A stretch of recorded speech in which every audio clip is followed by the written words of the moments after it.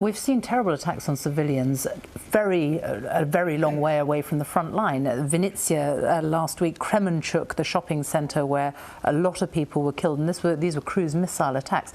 Is there an element of psychological warfare in that? Those are civilian targets that are being hit.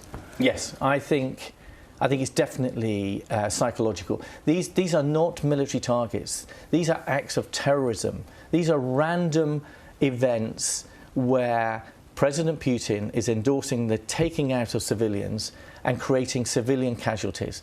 There will be war crime investigations, but what it reflects is how Russia is struggling, how Russia is not fighting a conventional war, how Russia is having to try to impose this psychological pressure. But could Russia win this war just by drawing this out, by grinding the Ukrainians down with tactics like that and their efforts in the east? Russia has already lost this war in terms of its original objectives.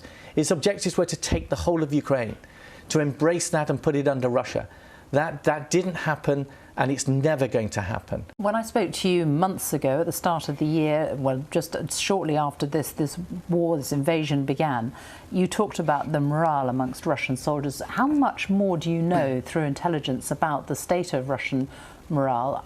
Are the troops still demoralised, or do they feel that they are winning something? So there are some Russian troops that are clearly effective, and they are taking ground and they're being successful. But the overall force is struggling. They're struggling in terms of their numbers, but they're especially struggling in terms of their morale. And you're seeing that with the inability of President Putin to match the people to the equipment that he has.